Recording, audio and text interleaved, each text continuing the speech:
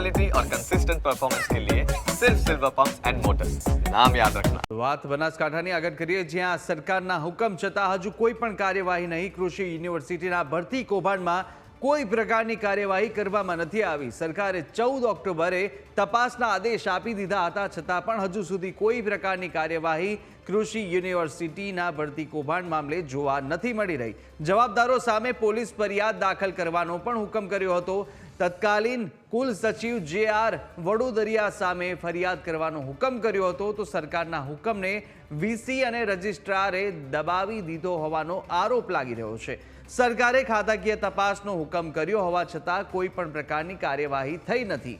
2021માં ખેતીવાડી અધિકારીઓની જગ્યાઓની ભરતી થઈ હતી. ખેતીવાડી મદદનીશ સંપર્કની જગ્યાઓની ભરતી કરાઈ હતી અને ભરતીમાં લાખો રૂપિયાનો વહીવટ થયો હોવાનું તપાસમાં સામે આવ્યું હતું ને ત્યારબાદ જ આ સમગ્ર તપાસના આદેશ આપ્યા છે. સરકાર દ્વારા હુકમ કરવામાં આવ્યો છે, છતાં પણ કોઈ પણ પ્રકારની કાર્યવાહી આજ દિન સુધી કરાઈ નહીં. તેને લઈને અનેક સવાલો પણ હવે ઉઠી રહ્યા છે.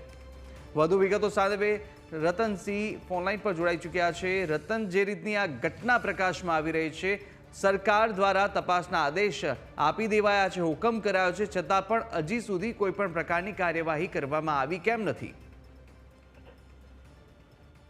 ખુશાગ્ર, ચોક્કસથી દાંતીવાડા કૃષિ યુનિવર્સિટીમાં જે ભરતી કૌભાંડમાં સરકારે પોલીસ ફરિયાદ દાખલ કરવાનો જે હુકમ કર્યો હતો, ત્યારે 2021માં જે ખેતીવાડી અધિકારીઓ અને ખેતીવાડી મદદનીશની જે સંપર્કની જે જગ્યાઓની ભરતી થઈ હતી, ત્યારે ભરતીમાં લાખો રૂપિયાના જે વહીવટને કૌભાંડ આચરતા તપાસના આદેશ આપવામાં આવ્યા હતા. પરંતુ જે તત્કાલીન જે કુલ સચિવ જે.આર. વડોદરિયા અને ધ્રુવીલ પટેલ અને પરીક્ષા લેનાર જે કંપનીના અધિકારી સામે પોલીસે ફરિયાદ કરવાના હુકમ આપ્યા છે, ત્યારે તકેદારી આયોગના અહેવાલના આધારે ફરિયાદ દાખલ કરવાનો જે હુકમ કર્યો હતો, પરંતુ વીસી અને રજિસ્ટ્રારને આ હુકમને દબાવી દીધા. અત્યારે તો જે આક્ષેપો છે, ત્યારે 14 ઓક્ટોબર 2024ના જે સરકારી હુકમને વીસી દ્વારા યુનિવર્સિટીની જે ફાઇલમાં દબાવી દેવામાં આવ્યા હતા એવું ત્યારે જાણવા મળ્યું છે. ત્યારે દાંતીવાડા કૃષિ યુનિવર્સિટીના જે વીસી સામે ખાતાકીય તપાસો હોવા છતાં અત્યાર સુધી કોઈ પણ જાતની કાર્યવાહી થઈ નથી. ખુશાગ્ર,